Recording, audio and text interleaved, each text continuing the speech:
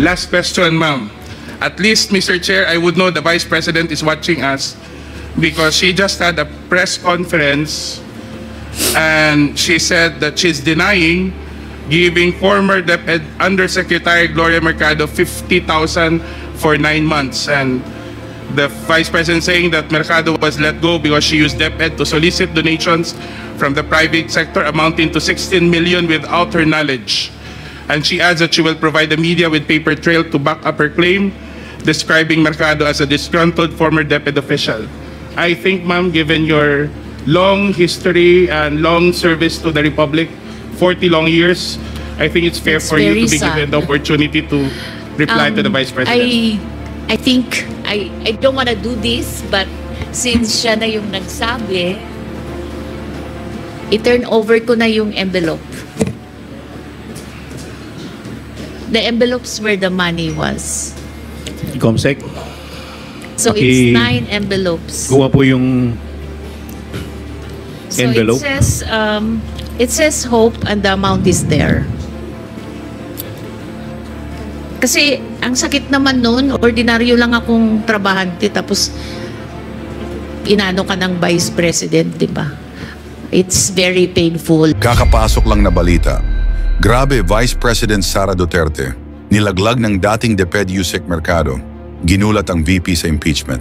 Ayon sa nakalap nating impormasyon, umaming tumatanggap daw ng suhol sa VP si dating Yusek DepEd Mercado, umamin buwan-buwan siya pinapadalhan ng Vice President.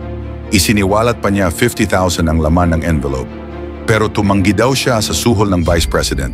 Sa mga hindi nakakaalam, nagulat si VP Sara kay dating Yusek DepEd Mercado. Nang biglang ibulgar niya, sinusuhulan siya ng Vice President patungkol sa gagawin sana ng Congress na investigasyon para ma-impeach ang Vice President, pero bumuelta ang VP sa mga alegasyon. Binira niya ang dating Yusek ng DepEd. Afternoon po, Ma'am. Fred Mendoza po from the Manila Times. Ma'am, si Congressman Jill Bongalon of the Ako Bicol Party List said na kung hindi naman daw po kayo interested sa trabahong ito, mag-resign na lang daw po kayo. Sabi din po ni Kong David Suarez, Deputy Speaker David Suarez, na most of the congressmen felt na the Vice President, kayo daw po, with all due respect, ma'am, sabi po, mag-resign na lang daw po kayo kasi parang hindi kayo interested sa trabaho, ma'am. Ano po ang inyong masasabi dito sa sinabi ng quote-unquote young guns of the Congress? Oo. Actually, kung papapansin nyo, hindi ako nakikipag-usap sa kanila. Nakikipag-usap lang ako kay Zaldico at kay Martin Romualdez. Pero pagbibigyan kita, right? Yes po. Yes, pagbibigyan kita. Gusto nila mag-impeachment, diba? So apparently, pakiramdam ko at sa tingin ko sa mga nangyayari, wala silang kaso for impeachment. Kaya sila nandyan. Kaya sila sige hanap ng kung anong gagamitin nila. Ngayon, ang track ni Franz Castro, ni Trillanes, is impeachment. Gumawa sila ng isa pang track na resignation. Parang kapalabas nila, impeach ka namin for wrongdoing, whatever. And then, itong isang grupo na ito, umalis ka dyan. Kasi kapag hindi ka umalis, kapit-tuko ka. Pero, hindi naman kasi ako sasagot sa young guns. Dahil, kailangan ko sumagot sa 32 million na bumoto sa akin, hindi sa isa or dalawa na tao. Kaya hindi ako aalis dito dahil nilagay ako ng mga tao dito believing that I will work for the country, and that is what we did. We worked.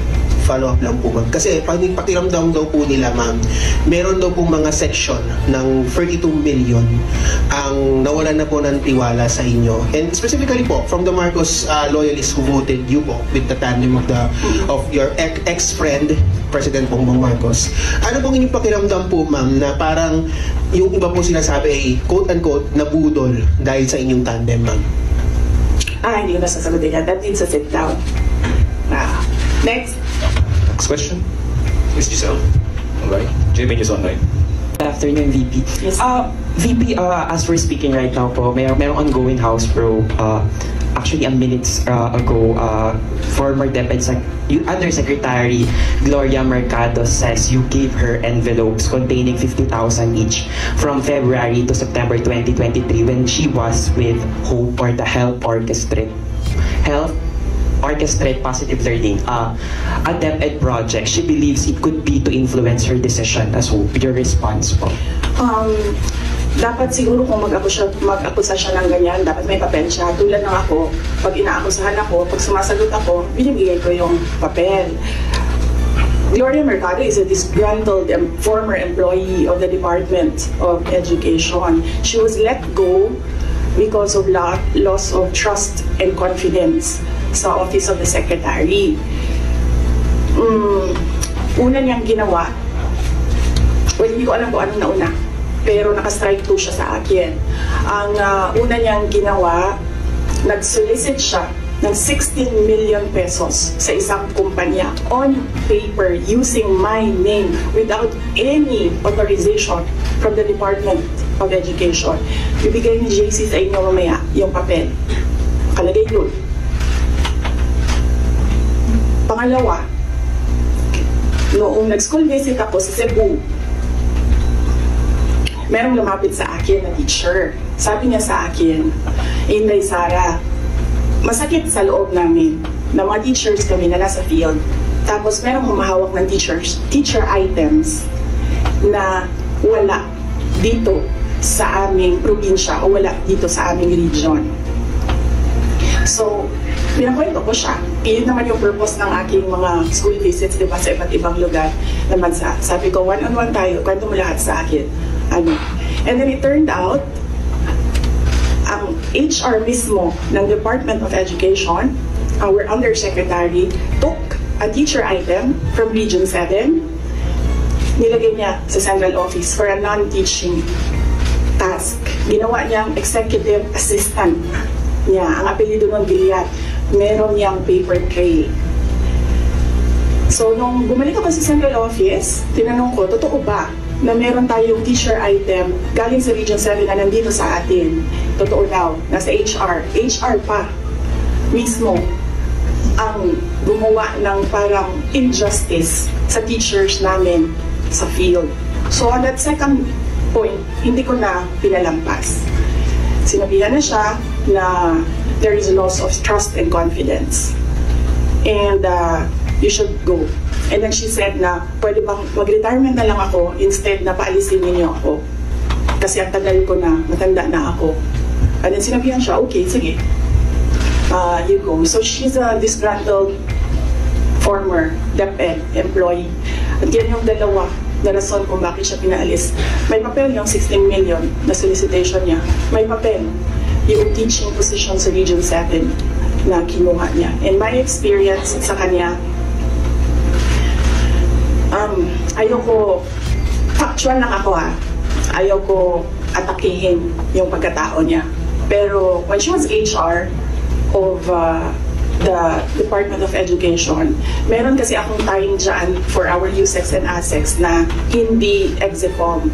So, pinapapunta ko yan sila kung sino man yung merong concern, sino yung may problema, pumunta kayo sa akin, mag-one-on-one tayo. So, one of those times na one-on-one kami, siniraan niya yung isang USEC, isang ASEC ng Department of Education. Bago pa lang kami nun. In fact, pag-alis ko, 2 years na kami, very, very new. Nagulat ako, kasi HR ka eh. Pag HR ka, hindi dapat ikaw yung mag-pause ng away-away sa loob ng institusyon. Dapat ikaw yung maging peacemaker. But siniraan niya yung isang ASEC and isang USEC sa akin mismo. And nagulat ako. Why attack the ASEC or the USEC sa kanilang pagkatao? Hindi naman trabaho. And then, ganun din ang ginawa niya. Nung malis na siya sa Department of Education because of the 2 points, lumipat siya sa Senate. One of the offices of the senators din, nandiyan yan siya ngayon. And yung isang kaibigan ko doon sa Senado, narinig namin na sige na siya atake. Inaatake niya si Michael Powa, si Reynold Magsayap, si Gerald Chan. Iyan ngayon yung nakapangalan sa kanyang statement. Kaya kami, nung nagbasa siya kanina ng statement, hindi na kami nagulat. Kasi naririnig na namin sa opisina, dyan sa Senate, yung mga pinagsasabi niya after she was let go. I think hindi lang siguro niya matanggap na kasalanan niya kung bakit siya pinalayas sa Department of Education. Pero hindi din talaga namin matanggap na magsusolicit ka sa isang private company on paper 16 million. And then, kukuha ka ng teacher item sa field, gagawin mo EA sa central office. Hindi pwede yun. VP, in relation to that, since you brought up yung names po ni Attorney Poa and Attorney Monsaya. So, during the probe earlier, she said that yung reason daw kung bakit daw siya nilet go ng DepEd nyo po was that she disagreed daw with Attorney Monsaya's suggestion that bidders in the DepEd computerization program just discuss it among themselves to avoid failed bidding. Ngayon ko lang narinig yan. Sa kanya ko lang narinig yan. Pero ako ang nagsasabi, kasi I was the one who fired her out of the Department of Education. Yung dalawang rason na yon, ang rason kung bakit siya pinaalis sa Department of Education. As I said, may papel yon. Ibibigay namin sa inyo ang papel. Ang HR record ni Villar, nasa Department of Education din. In fact, hanggang ngayon si Villar nasa region. Kasi sinabihan niya yung region bago siya umalis na ilagay yan sa region, huwag yan sa teaching position. Pero that person is holding a teaching position. Any more questions regarding the HR probe? MC, Deputy Inquirer. Hi ma'am, good afternoon. Regarding this probe, kasi apparently parang there was a response from some of the congressmen about yun nga, yung sa, dahil wala nga po kayo ngayon doon, won't you ever attend the House probe? Diba? Parang, is there a chance that you might still appear there or at least kumbaga parang have any other responses in responses na sinasabi nga nila na hindi raw po kayo ma-attend dun sa mga ongoing na inquiry ngayon relating to the alleged anomalies during your time sa DepEd? Opo. Nasabi na po namin doon sa opening statement ko kung ano yung sa tingin ko ginagawa ng House of Representatives. And lahat naman sa mga sinabi ko, meron kaming basihan. At sinabi ko doon na what they're trying to do is they're trying to make a case for impeachment. Kasi last year pa yan nila gusto talagang gawin. They're trying to make a case for impeachment. Eh dahil wala silang ebidensya, ang ginagawa nila, nag-fishing sila dito sa mga tanong sa loob. Kung marinig nyo, o di ba mali? Di ba mali? Ginagano nila yung sumasagot na COA resource person. And of course, ano lang ba ang rank and file? Siyempre, congressman yung kaharap mo. E di sasabihin mo, opo, may mali. When in fact, ilang beses na kami sumagot, we are fully cooperating with the audit process and we are answering and filing our comments in all the cases before the Supreme Court. In fact, kung mag-file pa sila ng kaso pa, sasagutin namin yan sa korte, pero hindi doon. Kasi kung gusto nila mag-impeach, huwag nila kunin sa akin sa mga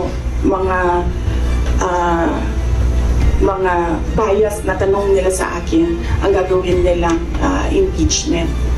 Kanina, sa tanong mo kung a-attend pa ba ako, we take it one hearing at a time. So, when we receive an invitation, we study. Una-una, pinapadala siya sa legal, pinag-aaralan namin, dinidiscuss namin dito sa opisina with the personnel.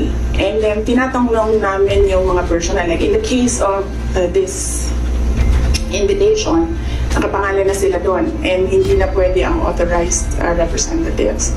So, we sit down with them and we ask them, ano ba ang gusto mong gawin?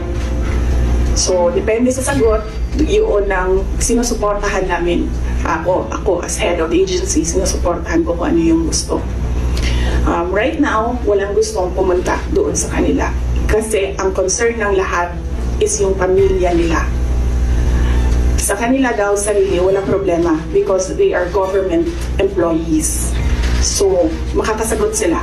Ang hindi daw nila makontrol is yung paninira sa pamilya nila. At yun ang concern ng lahat ng employees ng dito ng Office of the Vice President. And sabi din ng legal namin, there are valid legal points or legal questions sa nangyayari na hearing, which is the contempt of the letter to Congressman Joel Chua kaninang umaga. Unang-una doon, yung privilege speech mismo ni Congressman Valeriano nagsabi ng unverified claims. So paano ka magagawa ng hearing based on unverified claims? Hanapin mo muna yung mali, tapos ka mag-hearing. Hindi yung doon mo hahanapin yung mali sa hearing. Pangalawa, ito yung punto ko nung last akong pumunta sa kanila. Nakalagay sa batas, nakalagay sa constitution natin. Inquiry in aid of legislation. Hindi siya gumamit ng investigation. Sabi na doon, persons, the right of persons shall be respected. Hindi siya nagsabi ng witnesses. Pero pagdating mo sa rules sa loob ng House of Representatives, rules nila in aid of legislation, ginagamit na nila interchangeably. Inquiry and investigation, persons and witnesses. Mag-decide mo na sila, ano ba sila doon, korte o hindi? Hindi naman sila korte. Paano ko nasabi na gumagalaw sila na parang korte? Nilagay nila doon. The rules of court are superior to these rules. So, ibig sabihin, gumagamit na sila ng rules of court. Ang ginagawa nila doon na is an investigation that is akin to the judicial process na ginagawa ng NBI, na ginagawa ng DOJ, na ginagawa ng mga piskal. At ang isa pang punto namin doon sa sulat ay yung mga ito, kalimutan mo na. Pahingin tubig, sir.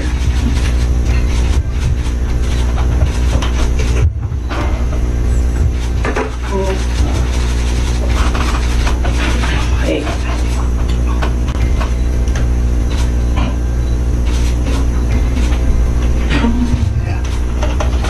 Napagod ako sa kakasulat nito kagabi. Ano oras ito? Pinadala ko. 12:35 a.m. Ito na. Thank you.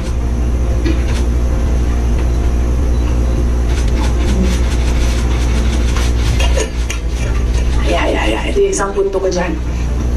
Nakalagay doon sa Constitution.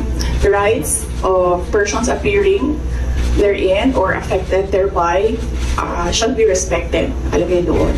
So, ibig sabihin, dahil in aid of legislation lang ito at hindi naman ito prosecution or investigation, ibig sabihin pwede humindi ang tao, di ba? Kasi, ayaw ko sumali sa pag-draft ng legislation nyo, bakit nyo ako pipilitin? Di maghanap kayo ng ibang resource person.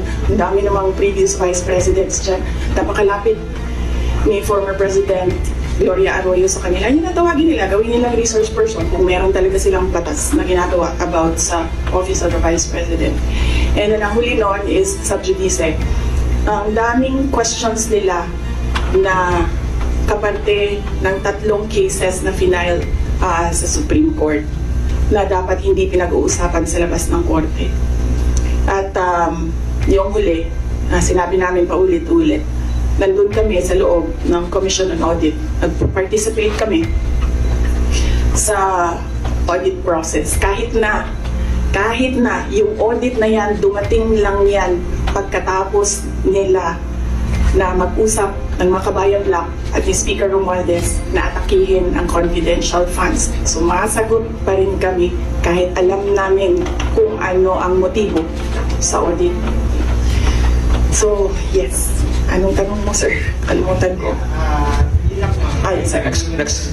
Our security personnel namin ibang OVP officials, employees, kung bakit na rin hindi you prefer not to go to the inquiry sa House? Security, physical security nila, personal wala naman kaming problema sa security. Wala akong narinig na gano'n, na comment galing sa kanila. Lahat nag-comment na maawa sila sa mga anak nila. Okay, so out of fact. Next question, Red. And Rosa, Mario Times. Ngayon, ikaw, bilang Pilipino, ano ang masasabi mo at reaksyon sa balitang ito? Mag-iwan ka ng komento sa ibaba at atin pong babasahin isa-isa.